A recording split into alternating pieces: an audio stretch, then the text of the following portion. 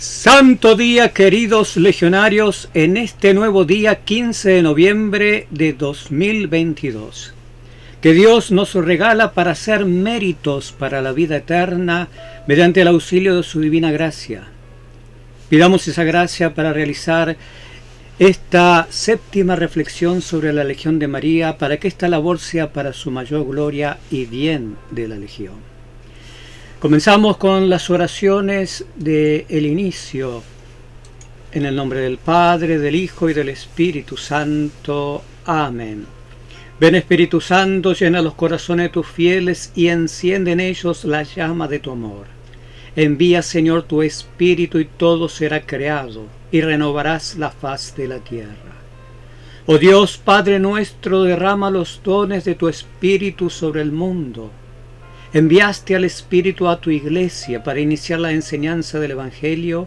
Que sea ahora tu Espíritu el que continúe trabajando en el mundo a través de los corazones de todos los que creen en ti, por Cristo nuestro Señor. Amén. Señor, ábreme los labios, y mi boca proclamará tu alabanza. Dios mío, ven en mi auxilio. Señor, date prisa en socorrerme. Gloria al Padre, al Hijo y al Espíritu Santo, como era en el principio, ahora y siempre, por los siglos de los siglos. Amén. Muy bien, habíamos dejado entonces en el capítulo primero, que no tiene puntos, solamente desarrolla ese único título, nombre y origen. Y decíamos que es una asociación de católicos que han formado un ejército, una legión, porque necesitamos una legión, porque la vida, según hemos escuchado de Job, es una lucha. Por lo tanto, entonces, veíamos ahora en orden cómo se ha dado esta lucha. Primero hubo un pecado, primero se estableció la creación, la paz de Dios, y luego entonces el pecado trajo una enemistad, como dice ahí, pondré enemistad. Donde hay enemigos, entonces no puede haber paz. Pero la enemistad, la verdadera paz es cuando volvemos a la amistad con Dios. No es la ausencia de una guerra la paz. Mientras el mundo haya pecado, no hay paz en el mundo. Por lo tanto, entonces, pondré enemistad entre tú y la mujer, entre su descendencia y tu descendencia. Entonces, aquí la primera nota ya de que hay una confrontación, una lucha, y que hay dos bandos, dos grupos que están enfrentados, que son enemigos. Pondré enemistad. Y ahí entonces Job, en el libro de Job lo encuentra en capítulo 7, versículo 1, lucha es la vida del hombre sobre la tierra. Otros traducen milicia, es la vida del hombre sobre la tierra, pero siempre es el mismo sentido. Y San Pablo nos dice qué clase de lucha, ¿no es cierto? Porque en el principio Dios lo dejó bien claro en el Génesis, porque le está hablando al demonio. Entonces la lucha es contra el demonio. Por eso no volvemos a repetir la frase de Efesios, porque ya lo dijimos, solamente recalcámoslo en rojo, porque nuestra lucha no es contra enemigos de carne ni de sangre, sino contra los espíritus del mal. Y San Pablo entonces, justamente porque esta lucha no es ni con la carne, con la sangre, las armas entonces también son distintas. Nos vamos a ceñir la cintura, prepararse. Dios le dijo a los israelitas el día de la Pascua, cuando pasó el ángel exterminador por Egipto para liberarlos, que se ceñieran la cintura, que comieran de pie, preparados, ¿no es cierto?, para la marcha. Nos ceñimos la cintura con la verdad. Y la justicia, que quiere decir santidad, porque la justicia es dar a cada uno lo que le corresponde. Si nosotros le estamos dando a Dios lo que corresponde, somos santos. Nos vamos entonces a calzar con el Evangelio para propagarlo, la fe como escudo, y la palabra de Dios como coraza. Muy bien, hasta ahí habíamos dejado más o menos, es un resumen, y entonces el Apocalipsis va a cerrar esta lucha, este enfrentamiento, poniendo una gran señal. Sale en el Apocalipsis capítulo 12, una gran señal apareció en el cielo, una mujer vestida de sol con la luna bajo sus pies y una corona de 12 estrellas sobre su cabeza. Está encinta y grita con los dolores del parto, con el tormento de dar a luz. Entonces aparece una mujer en esas condiciones, pero también hemos hecho un salto. Ustedes lo pueden leer todo el capítulo 12 de corrido, pero acá ponemos las partes más importantes. Y apareció otra señal en el cielo, un gran dragón con 7 cabezas y 10 cuernos sobre sus cabezas, y sobre sus cabezas 7 de diadema. Ay de la tierra y del mar, porque el diablo ha bajado donde vosotros con gran furor, sabiendo que le queda poco tiempo. Cuando el dragón vio que había sido arrojado a la tierra, persiguió a la mujer que había dado a luz un varón, un hijo varón.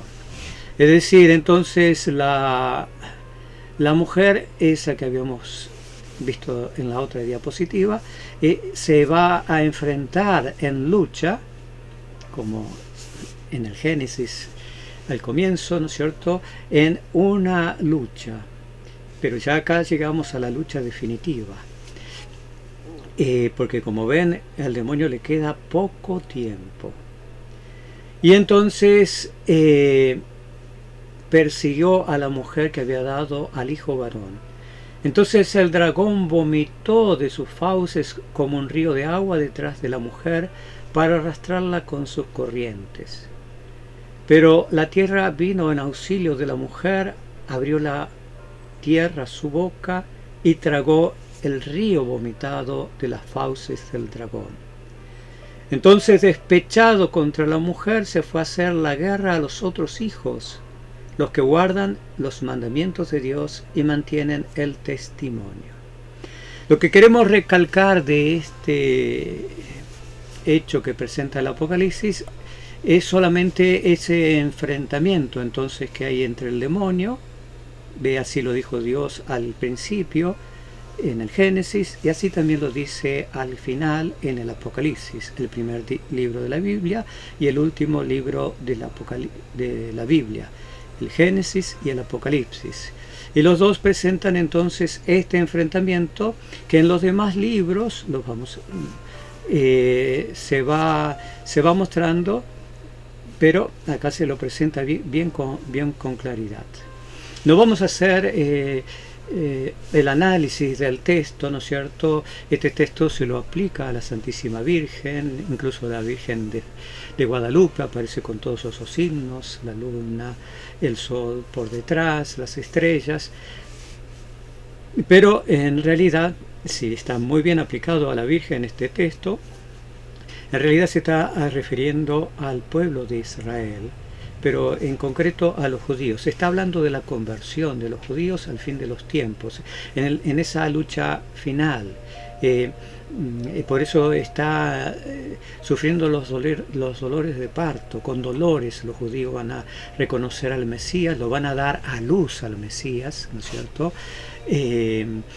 San Pablo dice, por eso a los sacerdotes se les dice Padre. San Pablo dice, ustedes tuvieron muchos maestros, pero un solo Padre, porque yo los engendré en la fe. ¿No es cierto? Van a ser engendrados a la verdadera fe el pueblo judío. Y el demonio ve, cuando ve que la iglesia en los judíos convertidos están protegidos por Dios, le va a hacer la guerra a los otros hijos de la iglesia, los que guardan los mandamientos de Dios y mantienen el testimonio de Jesús. Evidentemente, todos son hijos de la Virgen, porque los judíos también convertidos van a pasar a ser hijos de la Virgen, ya que Cristo en la cruz, como aparece ahí, le ha encomendado a su madre el cuidado de todos sus hijos. Mirando a Juan como representante, le dijo: mujer, he ahí a tus hijos. Judíos convertidos, católicos, todos hijos de la Santísima Virgen. Pero acá destacamos esa lucha. La Sagrada Escritura, a lo largo, como decíamos, el Génesis y el Apocalipsis ponen con toda claridad que la guerra es contra el demonio. Y en la Sagrada Escritura aparece esa lucha proveniente como de dos ciudades: Babilonia, hoy es Irak, y más en concreto Babilonia estaba en su capital, Bagdad, y la otra Jerusalén, ¿no es cierto?, hoy Israel, Jerusalén, donde justamente se construyó el templo, fue la capital del pueblo elegido de Dios, como que simbolizando, incluso Babilonia viene de Babel, ¿no es cierto?, confusión, simbolizando justamente en una el mal y en la otra el bien. Pero San Agustín, entonces, los santos, no nos vamos a detener mucho, pero los santos justamente siempre presentaron esta lucha. Dos amores han dado origen a dos ciudades, así lo va a presentar justamente San Agustín, tomando esa idea de la Sagrada Escritura, una Babilonia y otra Jerusalén. Dos amores han dado origen a dos ciudades. Esto es hermosísimo. San Agustín es doctor de la Iglesia, por esos escritos, y acá escribió un libro que se llama La Ciudad de Dios, donde desarrolla justamente la ciudad de Dios y la ciudad del hombre. Y en ese libro, en una parte, escribe esto. Es un libro muy grande, ¿no es cierto?, pero hermosísimo. Dos amores han dado origen a dos ciudades. Dos amores.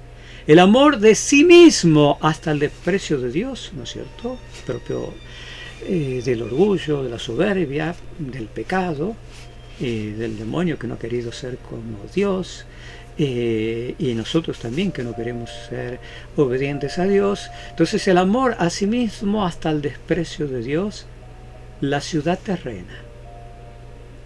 Y el amor de Dios hasta el desprecio de sí, la ciudad celestial.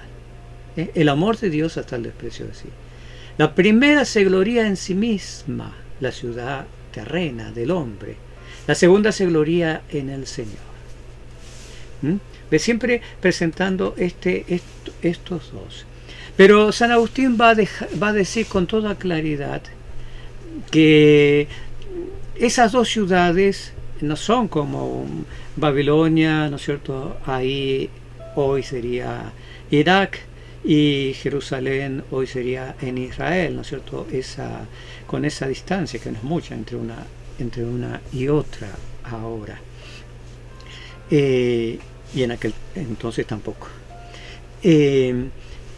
Así que San Agustín dice: no, esas dos ciudades están entremezcladas. Y entonces, justamente como lo explica nuestro Señor Jesucristo en la parábola del trigo y la cizaña, que lo tienen ahí en San Mateo, antes del 24, porque ahí está la parte final. ¿Se acuerdan? Una parábola de nuestro Señor: un propietario siembra trigo, su adversario por la noche le siembra cizaña, y empiezan a crecer, todos contentos y felices cuando empiezan a aparecer los brotes, pero los trabajadores poco a poco se van dando cuenta que, si bien son parecidos, no son iguales. El trigo y la cizaña le dicen: pero dueño, ¿no había sembrado trigo? Porque hay cizaña. Y le dice: eso lo hizo un enemigo. Él sembró trigo, pero el enemigo a la noche le sembró cizaña. Entonces le dijeron, ¿quieres que lo arranquemos? Pero como son muy parecidos, aunque no iguales, sabiamente el patrón le dice no, porque corremos el riesgo, como son parecidos, de arrancar, pensando que estamos arrancando la cizaña, arrancar trigo. Dejen que crezcan hasta la cosecha. Y ahí entonces vamos a dividir, como siempre dice en el juicio final, el trigo para los graneros y la cizaña para el fuego, o sea que nos sirve. Y eso es lo que dice. Dejad que ambos crezcan juntos hasta la siega. Y al tiempo de la siega diré a los segadores, recoged primero la cizaña y atarla en gavillas para quemarla. Y el trigo recogerlo en mi granero. Muy bien, entonces, miren, eso, lo que le decía en el video anterior, no lleven el mundo a las casas, no estén conectados con lo que pasa en el mundo, y ojo con ese engaño. Bueno, si no estamos informados y no sabemos que hay una guerra, por ahí nos cae una bomba atómica y nos morimos. Si va a caer la bomba atómica, nos vamos a morir. Estemos informados o no estemos informados. Ese es el engaño del demonio, que quiere que estemos pendientes de las cosas del mundo, engañosas, y entonces no tenemos tiempo para las cosas de Dios y para nuestra alma, para el buen alimento. Dice nuestro Señor Jesucristo, no cae un cabello de nuestra cabeza, no puedo poner todas las parábolas, pero la pueden encontrar, sin que Dios lo permita. Es decir, no nos va a pasar nada de lo que Dios no haya permitido. Y si Dios lo permite, es porque nos ha dado su gracia, ya lo decía San Pablo, ¿no es cierto?, en la carta a los Corintios. Dios no nos va a probar más allá de nuestras fuerzas, de la gracia que Él nos da para tener esa fuerza. Entonces no caigan en ese engaño. No tenemos que estar informados, tenemos que saber cómo va el mundo, tenemos que... no, busquen a Dios y su justicia. Dice que todo lo demás viene por añadidura. Si Dios quiere que esa bomba atómica o lo que sea no nos alcance, mire, va a ser que en ese momento estemos yendo para otro lado, porque teníamos que ir a visitar a un pariente enfermo, una cosa así, y nos alejamos muchísimo de donde cayó la bomba atómica y no nos hizo nada. Y si quiere que nos caiga en la propia cabeza, nos va a dar todos los medios para estar en gracia de Dios y alcanzar la vida eterna, si nosotros queremos aprovechar esa gracia. Así que no cometan esa equivocación, no cometan esa equivocación. Entonces aquí lo que yo le digo, todo está mezclado, entonces ojo con caer en este error, poner de un lado buenos y de otro malos. Ayer le decía,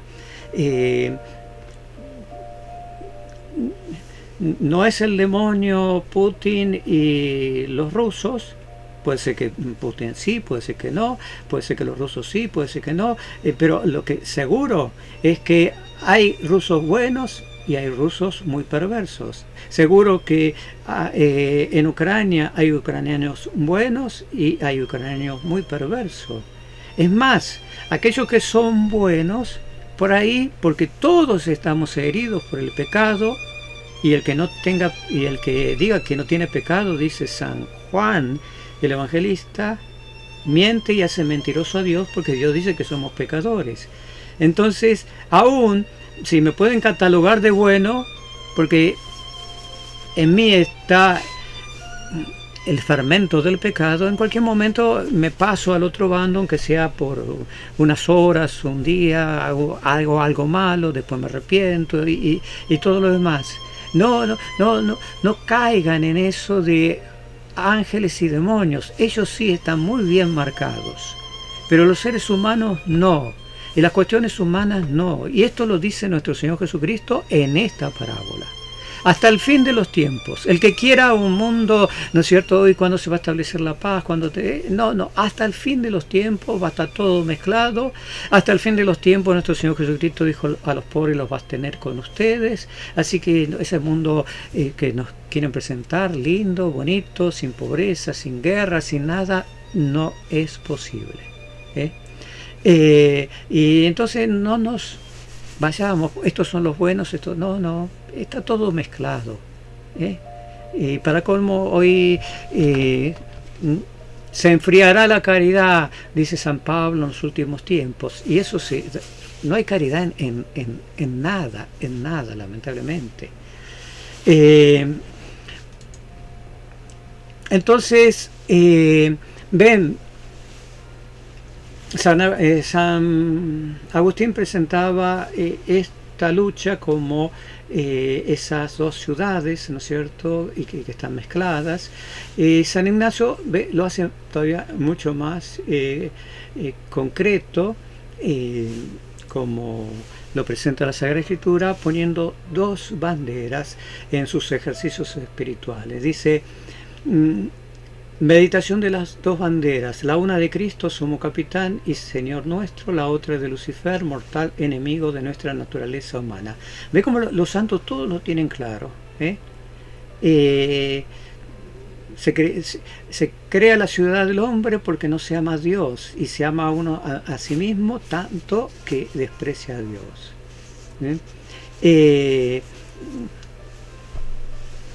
Nuestro Señor Jesucristo nos llama a ser sus discípulos, en este caso a través de la Legión, con nuestra capitana, su Santísima Madre, porque también el demonio está llamando a otros a que sean parte de su ejército de maldad. Hoy tenemos ese ejército terrible, ahora lo vamos a ver, ¿no es cierto? La masonería, las Naciones Unidas. Mire, considerar el llamado que les hace el demonio y cómo los amonesta para echar redes y cadenas. Y díganme que si esto que San Ignacio lo escribió hace 500 años antes no es lo que sucede en la actualidad, y es sobre el demonio. Que primero hayan de tentar de codicia de riqueza, para que más fácilmente vengan a vano honor del mundo, y después crecida soberbia, de manera que el primer escalón sea riqueza, el segundo honor y el tercero soberbia. Y una vez que ya llegó a la soberbia, como el demonio, ¿no es cierto?, amor hasta sí mismo, desprecio de Dios, a todos los demás vicios, dice, así los llama el demonio. Y la llamada de Cristo nuestro Señor a sus siervos y amigos, que quiere enviarlos a tal jornada, encomendándoles que a todos quieran ayudar a traerlos primero a suma pobreza espiritual. ¿Ve? Esto se lo dice a sus discípulos, nuestro Señor. Llamen a todos a suma pobreza espiritual, y o no menos a la pobreza actual. El legionario es justamente ese discípulo, ese soldado. Segundo, deseo de oprobios y menosprecio, porque de estas dos cosas se sigue la humildad. De manera que sean tres escalones: el primero pobreza contra riqueza, el segundo oprobio o menosprecio contra el honor mundano, y el tercero humildad contra soberbia. Y de estos tres escalones induzcan a todas las virtudes. Y aquí entonces vamos a ver justamente ese esquema. Miren, pueden pensar en cualquiera, pero yo les voy a poner el ejemplo de que piensen en un político. Y vamos primero con justamente el llamado de Satanás en esta lucha, ¿no es cierto?, en estas dos banderas de lo que estamos hablando, porque ese es el espíritu de la Legión. Pongan un político, riqueza, ¿no es cierto? Bueno, los cargos políticos para enriquecernos, para, estando en el cargo político, favorecer, no sé, a tales empresarios, lo que sea, para que yo tenga una parte en esas empresas o mis propias empresas, adjudicándome, qué sé yo, tantas cosas, ¿no es cierto? Entonces, esto se aplica a todo, no solamente a la política, pero yo uso la política en este momento, y no estoy hablando de Estados Unidos, de México, de Argentina, estoy hablando de todo el mundo y de todos los políticos. De todos y de todo el mundo y de todos los políticos, a todos los envolvemos. Riqueza, ¿no es cierto? Pero una vez que se tiene riqueza, ¿no es cierto? Después ya dimos el primer escalón. Ya, el demonio entonces nos hace dar el segundo. Ya queremos honores, queremos ser tenido en cuenta, queremos aparecer en todos los lugares y todo lo demás. Y después entonces a la soberbia. Que hicieron todos los políticos de todo el mundo, ¿no es cierto? Con una soberbia tremenda, dijeron, no, ahora nosotros le vamos a decir a cada uno de ustedes, como se hace en los países comunistas, el Estado, el gobierno le dice lo que tiene que hacer cada persona, pero todos los gobiernos del mundo dijeron, no, ahora ustedes no van a poder ir a trabajar. Ahora todos ustedes se van a tener que quedar encerrados en la casa. Todos ustedes van a tener que usar un barbijo. Todos ustedes así. Miren, hasta tal punto, tanta soberbia, que nosotros vamos a decidir cómo podemos este plan planificado solucionarlo. Y Dios no va a tener parte en esto. ¿Ve? El amor así hasta el desprecio de Dios. Dios no va a tener parte y por lo tanto no lo necesitamos. Y por lo tanto no se necesita pedirle a Dios, cierren todos los templos.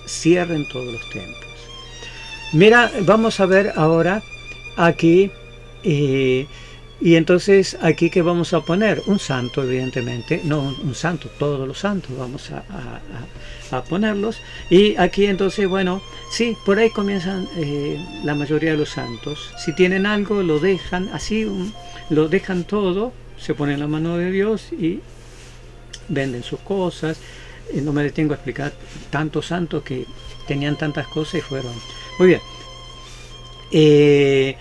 Damos este primer pasito y ya empezamos a vivir la pobreza, y entonces ves San Francisco dejó todo y empezó a vivir como un pobre, y lo empezaron a menospreciar, oprobios en su propio pueblo, en Asís, porque decían, estás loco, siendo rico, teniendo todo, ahora vive como un pordiosero y anda mendigando un pedazo de pan, ¿no es cierto? Pero gracias a eso llegó a lo más excelso que hay, la humildad. ¿Qué quiere decir humildad? Santa Teresa decía, humildad es andar en verdad, es decir, es la verdad de lo que nosotros somos, es tratarnos con esa verdad. Somos polvo, y habíamos dicho que nuestro Señor le dijo a Santa Catalina de Siena, tú eres nada más pecado, somos nada más pecado. Entonces, y la Virgen en el Magnífica dice, miró la humildad de su servidora, la nada, y por eso pudo hacer grandes obras en mí, que somos nada, que somos criaturas, ¿ve? La soberbia no, yo no soy criatura, yo soy Dios. Muy bien, ve cómo los santos presentan esta lucha de manera tan clara y la tienen tan clara, y así la tiene que tener el legionario que va a la lucha, para entender de qué lucha se trata y luchar justamente como se debe luchar. Y con esto vamos a terminar. Y grábenselo a esto, porque son palabras de un papa, miren, legionarios. Dice el Papa León XIII, retirarse, esa es una pintura del Papa León XIII, retirarse ante el enemigo, ojo legionarios, retirarse ante el enemigo, o callar cuando por todas partes se levanta un incesante clamoreo para oprimir la verdad. ¿Ven? Esa lucha por difundir la verdad. Cristo se identificó con esa verdad. Yo soy la verdad, el camino y la vida. Yo soy el camino, la verdad y la vida. Esa verdad, y delante de Poncio Pilato, que le dijo, yo te puedo condenar o salvar. ¿Qué le dijo? Sí, yo soy rey, para eso he nacido, para dar testimonio de la verdad. He traído la verdad. Transmitan la verdad de nuestro Señor Jesucristo. No transmitan la mentira, el engaño del mundo. Olvídense de todas esas cosas. Entonces dice, cuando hay un clamorea por todas partes, ¿no es cierto? Y esto, mire, lo dijo en el siglo pasado. ¿Qué diría hoy ese Papa León XIII? Que compuso justamente viendo los males de su tiempo esa oración que rezamos al Arcángel San Miguel, defiéndenos en la batalla, ese nuestro amparo. Esa lo compuso este Papa. Muy bien. Esa actitud propia de hombres cobardes. Los legionarios tienen que ser valientes. O de hombres inseguros. El legionario es un hombre seguro. Dijimos, la legión no es un lugar de apoyo. Ahí van soldados, ahí van gente con fe. No me cae bien el presidente, me molesta la secretaria, pero yo voy ahí. ¿Qué me importa el presidente? ¿Qué me importa la secretaria? ¿Qué me importa aquel otro? Yo soy un soldado, no estoy ahí como una niñita de 4 años que mi hermanito me miró y me sacó la lengua y ya me pongo a llorar. No, eso no es un legionario. Chisme entre compañeros, eso no es un legionario. Eso es de hombres cobardes, hombres inseguros. Lo dice el Papa, de la verdad que profesan. La cobardía y la duda son contrarias a la salvación del individuo. El cobarde va por mal camino. Esos son los que Dios vomita, porque no eres frío ni caliente, ¿no es cierto? Frío es el gran pecador, caliente es el santo, fervoroso. Pero aquel tibio, aquel... ese lo vomito. La cobardía y la duda son contrarias a la salvación del individuo y a la seguridad del bien común, y aprovecha únicamente para los enemigos del cristianismo. Y ahí está, palabras de él, ¿no es cierto? Pero la destacamos en amarillo. Porque la cobardía de los buenos, sí, yo soy bueno, yo cumplo los mandamientos, yo voy y rezo, voy a misa, pero no me atrevo a enfrentar el mal, a decir la verdad. Porque la cobardía de los buenos fomenta la audacia de los malos. La cobardía de los buenos fomenta la audacia de los malos. El cristiano ha nacido para la lucha, ¿ve? Lo dice el Papa, lo dice la Legión, lo dice la Sagrada Escritura. No estamos aquí en el mundo que Dios quiso. No estamos haciendo turismo aquí. ¿Saben cómo se llama esta iglesia? Esta iglesia se llama militante. Porque tiene 3 estamentos. Uno es la iglesia gloriosa de los santos que ya están en el cielo. Otra es la iglesia purgante de los que ya han alcanzado la salvación pero se están purgando en el purgatorio. Y nosotros aquí, que somos iglesia porque estamos bautizados, igual que los santos que están en el cielo y los que están en el purgatorio, nosotros que somos una parte de esa iglesia, se llama militante, milicia, lucha. Más claro, imposible.